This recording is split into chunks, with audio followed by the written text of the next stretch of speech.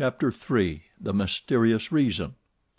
During this time the farewell ceremony was taking place. I have already said that this magnificent function was being given on the occasion of the retirement of Monsieur Debienne and Monsieur Poligny, who had determined to "die game," as we say nowadays. They had been assisted in the realization of their ideal, though melancholy, programme by all that counted in the social and artistic world of Paris. All these people met after the performance in the foyer of the ballet, where Sorelli waited for the arrival of the retiring managers with a glass of champagne in her hand and a little prepared speech at the tip of her tongue. Behind her the members of the corps de ballet, young and old, discussed the events of the day in whispers or exchanged discreet signals with their friends, a noisy crowd of whom surrounded the supper tables arranged along the slanting floor. A few of the dancers had already changed into ordinary dress, but most of them wore their skirts of gossamer gauze, and all had thought it the right thing to put on a special face for the occasion. All, that is, except little Gemma, whose 15 summers, happy age, seemed already to have forgotten the ghost and the death of Joseph Bouquet. She never ceased to laugh and chatter, to hop about and play practical jokes, until Messieurs Debienne and Poligny appeared on the steps of the foyer, when she was severely called to order by the impatient Sorelli. Everybody remarked that the retiring managers looked cheerful, as is the Paris way. None will ever be a true Parisian who has not learned to wear a mask of gaiety over his sorrows and one of sadness, boredom, or indifference over his inward joy. You know that one of your friends is in trouble. Do not try to console him. He will tell you that he is already comforted. But should he have met with good fortune, be careful how you congratulate him. He thinks it so natural that he is surprised that you should speak of it. In Paris our lives are one masked ball, and the foyer of the ballet is the last place in which two men so knowing as Messieurs Debienne and Monsieur Poligny would have made the mistake of betraying their grief, however genuine it might be. And they were already smiling rather too broadly upon Sorelli, who had begun to recite her speech, when an exclamation from that little madcap of a Gemma broke the smile of the managers so brutally that the expression of distress and dismay that lay beneath it became apparent to all eyes. "The opera ghost!" Gemma yelled these words in a tone of unspeakable terror, and her finger pointed, among the crowd of dandies, to a face so pallid, so lugubrious, and so ugly, with two such deep black cavities under the straddling eyebrows, that the death's head in question immediately scored a huge success.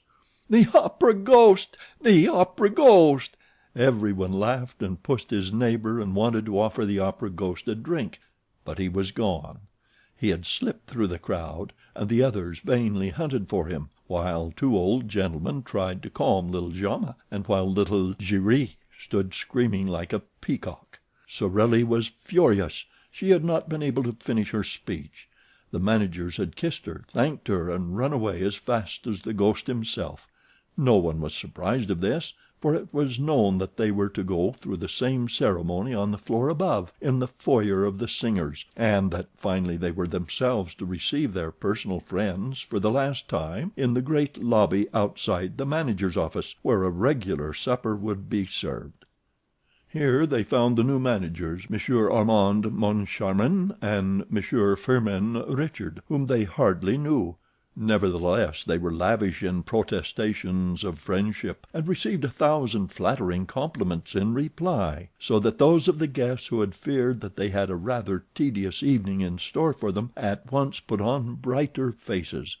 The supper was almost gay, and a particularly clever speech of the representative of the government, mingling the glories of the past with the successes of the future, caused the greatest cordiality to prevail.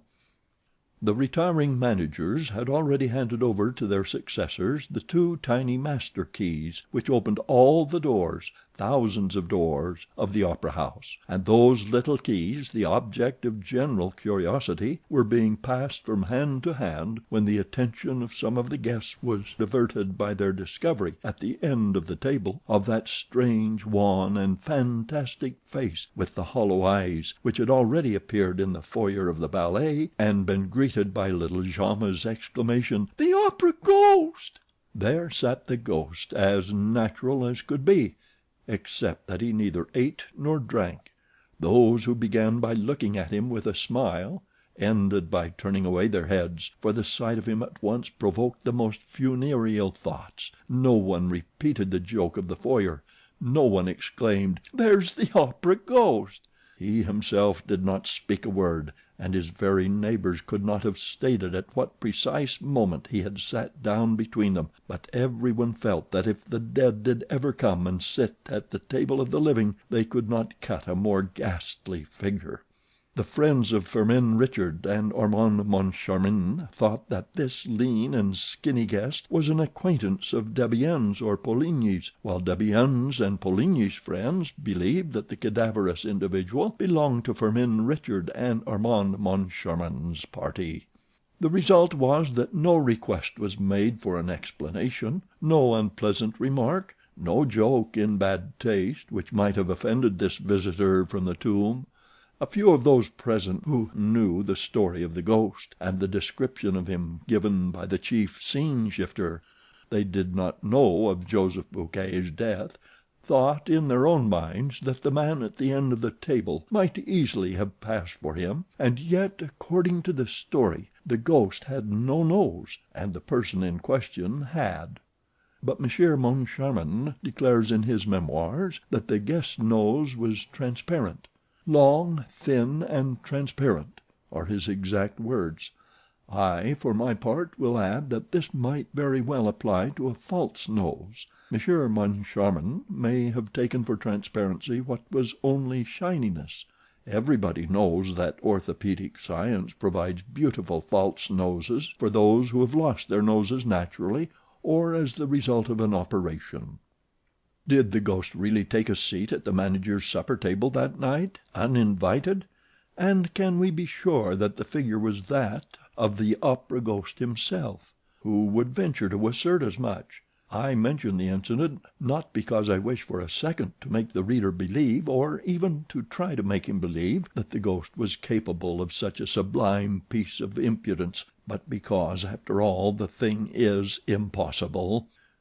Monsieur Armand Moncharmin, in chapter 11 of his memoir, says: "When I think of this first evening I cannot separate the secret confided to us by Messieurs Debienne and Poligny in their office from the presence at our supper of that ghostly person whom none of us knew. What happened was this. Messieurs Debienne and Poligny, sitting at the center of the table, had not seen the man with the death's head. Suddenly he began to speak. 'The ballet girls are right,' he said. 'The death of that poor Bouquet is perhaps not so natural as people think.' Debienne and Poligny gave a start. 'Is Bouquet dead?' they cried. 'Yes,' replied the man, or the shadow of a man, quietly. 'He was found this evening hanging in the third cellar between a farmhouse and a scene from the Rue de Lahore.' The two managers, or rather ex-managers, at once rose and stared strangely at the speaker. They were more excited than they need have been, that is to say, more excited than anyone need be by the announcement of the suicide of a chief scene shifter. They looked at each other. They had both turned whiter than the tablecloth. At last Debienne made a sign to Messieurs Richard and Moncharmin. Poligny muttered a few words of excuse to the guests, and all four went into the manager's office. I leave Monsieur Moncharmin to complete the story. In his memoirs he says: "Messieurs Debienne and Poligny seemed to grow more and more excited, and they appeared to have something very difficult to tell us. First they asked us if we knew the man sitting at the end of the table who had told them of the death of Joseph Bouquet, and when we answered in the negative they looked still more concerned. They took the master keys from our hands, stared at them for a moment, and advised us to have new locks made with the greatest secrecy for the rooms, closets, and presses that we might wish to have hermetically closed. They said this so funnily that we began to laugh and to ask if there were thieves at the opera. They replied that there was something worse, which was the ghost. We began to laugh again, feeling sure that they were indulging in some joke that was intended to crown our little entertainment. Then, at their request, we became serious. resolving to humor them and to enter into the spirit of the game. They told us that they never would have spoken to us of the ghost if they had not received formal orders from the ghost himself to ask us to be pleasant to him and to grant any request that he might make. However, in their relief at leaving a domain where that tyrannical shade held sway, they had hesitated until the last moment to tell us this curious story, which our skeptical minds were certainly not prepared to entertain. But the announcement of the death of Joseph Buquet had served them as a brutal reminder that whenever they had disregarded the ghost's wishes, some fantastic or disastrous event had brought them to a sense of their dependence. During those unexpected utterances, made in a tone of the most secret and important confidence, I looked at Richard. Richard, in his student days, had acquired a great reputation for practical joking, and he seemed to relish the dish which was being served up to him in his turn. He did not miss a morsel of it, though the seasoning was a little gruesome because of the death of Buquet. He nodded his head sadly while the others spoke, and his features assumed the air of a man who bitterly regretted having taken over the opera, now that he knew that there was a ghost mixed up in the business. I could think of nothing better than to give him a servile imitation of this attitude of despair. However, in spite of all our efforts, we could not, at the finish, help bursting out laughing in the faces of Messieurs Debienne and Poligny, who, seeing us pass straight from the gloomiest state of mind to one of the most insolent merriment, acted as though they thought that we had gone mad. The joke became a little tedious, and Richard asked half seriously and half in jest, "But, after all, what does this ghost of yours want?" Monsieur Poligny went to his desk and returned with a copy of the memorandum book. The memorandum book begins with the well-known words saying that the management of the opera shall give to the performance of the National Academy of Music the splendor that becomes the first lyric stage in France, and ends with clause 98, which says that the privilege can be withdrawn if the manager infringes the conditions stipulated in the memorandum book. This is followed by the conditions, which are 4 in number. The copy produced by Monsieur Poligny was written in black ink, and exactly similar to that in our possession, except that at the end it contained a paragraph in red ink and in a queer, labored handwriting, as though it had been produced by dipping the heads of matches into the ink, the writing of a child that has never got beyond the down strokes and has not learned to join its letters. This paragraph ran word for word as follows: 5. Or if the manager in any month delay for more than a fortnight the payment of the allowance which he shall make to the opera ghost, an allowance of 20,000 francs a month, say 240,000 francs a year. Mr. Poligny pointed with a hesitating finger to this last clause, which we certainly did not expect. "Is this all? Does he not want anything else?" asked Richard with the greatest coolness.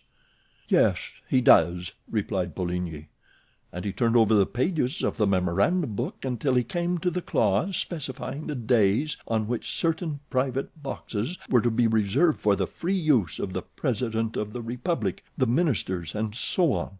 At the end of this clause a line had been added, also in red ink: "Box 5 on the grand tier shall be placed at the disposal of the opera ghost for every performance." When we saw this, there was nothing else for us to do but to rise from our chairs, shake our 2 predecessors warmly by the hand, and congratulate them on thinking of this charming little joke, which proved that the old French sense of humor was never likely to become extinct. Richard added that he now understood why Messieurs Debienne and Poligny were retiring from the management of the National Academy of Music. Business was impossible with so unreasonable a ghost. "Certainly 240,000 francs are not to be picked up for the asking," said Monsieur Poligny, without moving a muscle of his face. "And have you considered what the loss over box 5 meant to us? We did not sell it once, and not only that, but we had to return the subscription. Why, it's awful. Why, we really can't work to keep ghosts. We prefer to go away." "Yes," echoed Monsieur Debienne, "we prefer to go away. Let us go." And he stood up. Richard said, But after all, it seems to me that you were much too kind to the ghost. If I had such a troublesome ghost as that, I should not hesitate to have him arrested." "But how? Where?" they cried in chorus. "We have never seen him." "But when he comes to his box?" "We have never seen him in his box." "Then sell it." "Sell the Opera ghost's box? Well, gentlemen, try it." Thereupon all four left the office. Richard and I had never laughed so much in our lives. Chapter 4